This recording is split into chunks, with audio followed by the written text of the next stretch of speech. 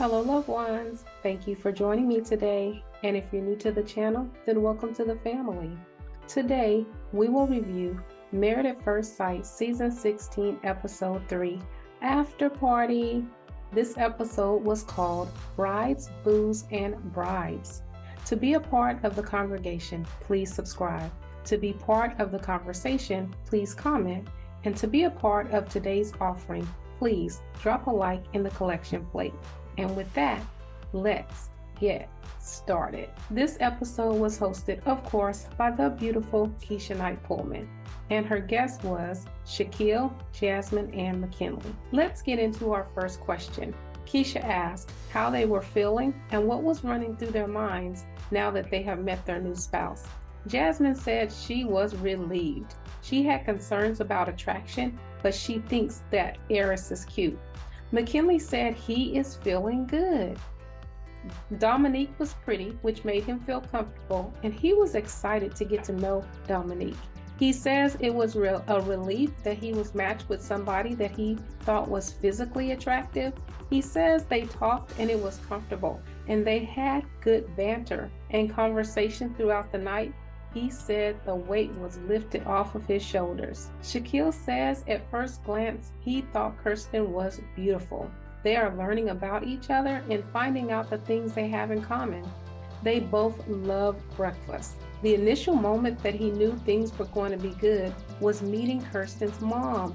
She hugged him for about 3 minutes and was talking to him, saying that she liked that he was big on education and the gift that he had bought Kirsten was good. Kirsten didn't have anything blue. Shaquille's gift included a Pandora bracelet with a blue charm. That's the moment the mom knew that he was the person for Kirsten. We then move on to our first clip. It's Airris talking to his cousin Felina before the wedding, who is discouraging him from getting married. Airris says he has to fight for his marriage already before he says I do. Jasmine had no clue of Felina's perspective. She felt Felina needed to be supportive since the entire process is inherently stressful. McKinley is closest to Airris and Shaquille, and he, unlike Felina, believes that Airris is ready for marriage. Shaquille took a totally different stance than Airris. He excluded all relatives who were not in support of this endeavor, including his cousin who spoke against him finding love on television, on a family group chat. His family who were in support but could not attend the wedding, I think, due to production limits, still came to Nashville to celebrate the moment. Of course, if you already saw my episode review, you know I do not agree with Shaquille.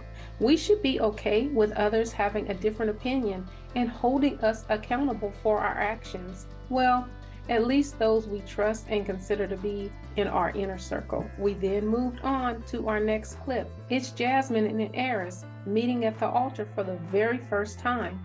Jasmine says meeting Airris for the first time piqued her curiosity and she wanted to know more about him. From her description, it sounded like her entire wedding day was a family affair. She revealed that her childhood pastor officiated the wedding. Her dad is a pastor as well, but chose to focus on being the father of the bride. Her sister was married a few months ago, and he did not preside over that wedding either. During the reception, she had only a few conversations with Airris's family and friends. His friends were concerned that she will now take their place at games since Airris is a season ticket holder. The families merged well together. Some of Airris's cousins even serenaded her grandma. It was like a big party. However, the moment she met his mom, she fell in love with her at first sight. His mom has a sweet soul and they immediately clicked. We then moved on to our next clip. We see the minister pronouncing Dominique and McKinley as husband and wife. McKinley thought Dominique was gorgeous, and she seemed very nice from their small interaction prior to getting married. His hopes were high. In the past, he has dated mostly white and Latino women and a few black women. However, he had no criteria as it relates to ethnicity. He further indicated that everybody from both families were very supportive and he connected mostly with Dominique's grandmother, who was very welcoming. Before the wedding, while standing at the altar, he was nervous and had no clue of what to do.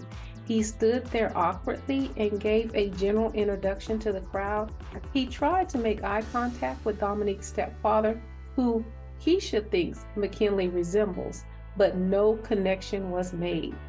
Shaquille admits that he also was nervous during the waiting period before the wedding. However, he took a totally different approach and decided to meet and greet the crowd. When he walked into the venues, the families were getting along well, talking across the aisles. It was like one big family reunion. We then moved on to our next clip, and it was Dominique speaking to McKinley's family and saying, "I don't have any specifications on race, but I really just want to be accepted for who I am." McKinley says his mom did not have a look to kill. She was caught by surprise. He has friends of every race, and his mom was caught off guard. She does not care about race and does not judge anybody based on it. His mother got Dominique's number before the night was over. In past relationships, his mom has had a great relationship with those he dates, and generally she takes their side more than his. I believe McKinley. I don't think his mom wanted to have a race conversation on national television during her first conversation with her son's stranger wife. Awkward. McKinley did admit that his mom offered him $50,000 the night before the wedding to abandon the idea.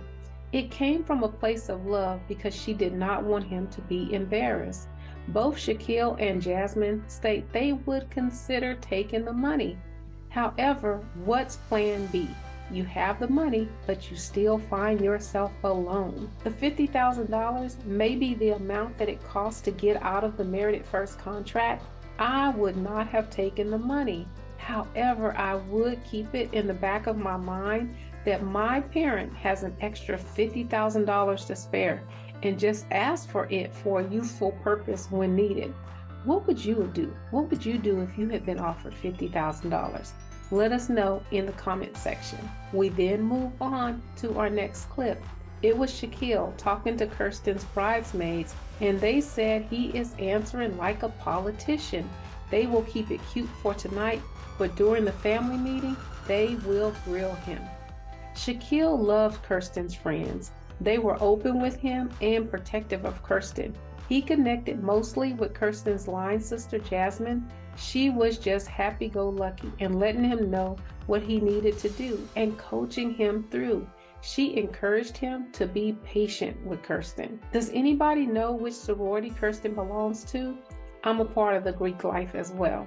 Can somebody add Jasmine to the expert panel and pay the lady? She actually showed up to the wedding and did some coaching. We hope that we see the experts earlier in the season. We then move on to our next clip. It was Kirsten telling her bridesmaids she wanted Shaquille to ask her for a kiss. Shaquille says it never occurred to him to ask since they both knew what they were signing up for. However, her bridesmaid told him, "Kirsten wants to kiss you, but she wants you to ask." He says it was awkward at the altar because she turned her cheek, but then she pulled him in and he was unsure if she wanted him to kiss her on the cheek twice. I hope this is the last time we hear about Cheekgate. I am so tired of hearing about how Kirsten wanted Shaquille to ask her for a kiss. Shaquille had a great outlook on hearing the ladies discuss him and his looks. He says he loves his bald head, and his dad is bald too, and the ladies love his dad even more than they love him. He was not offended. He realizes that they are just meeting and they are still strangers. He says that they meet all the qualifications on paper, and the physical attraction can grow. I love that Shaquille was not offended, and I agree, physical attraction can grow. We then move on to our last clip. It's Airris talking to Jasmine's bridesmaids, revealing that he has not been in a lot of serious relationships. He has never lived with a woman before, and he is an only child and used to his own space.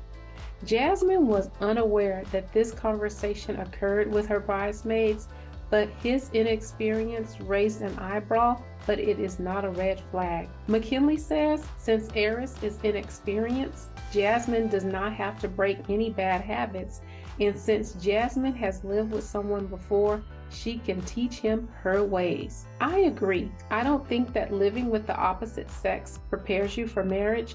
Everyone is different. I would look at that as a positive. But him not being in a serious relationship, since he says bye to the streets and admits that he's had a lot of interactions with many women, would be a red flag that maybe he has a problem with commitment. Oh my, I hope that we are not getting ready to get another Keith who was married to Iris. He was great the entire season. He treated her well in everything, but broke little Iris's heart on decision day by saying no. And I think he said no because he was unable to commit. Well, that's it for this episode. What do you think? Do you think McKinley should have taken the $50,000 and skipped out on marrying Dominique? Do you think Shaquille asked Kirsten for a kiss and was granted a kiss at the reception? Since Airris is a loner, will he make room for Jasmine? Let me know what you think in the comments. We then get a sneak peek of next week's episode, and it's Shaquille telling Kirsten he's in school and has a research conference and must present his research. Instead of going to their honeymoon, she will travel to Jackson, Mississippi with him and attend class with him. I hope Kirsten does not have a problem with this. It sounds like they will arrive to the honeymoon a day or two later than the rest. I would be excited to see my husband taking care of business. And we have seen people be late to the honeymoon for less of a reason than this. What are your thoughts about the sneak peek? Well, that's all. Until next time, please like, comment, and subscribe. And remember, live with intention. Be intentional.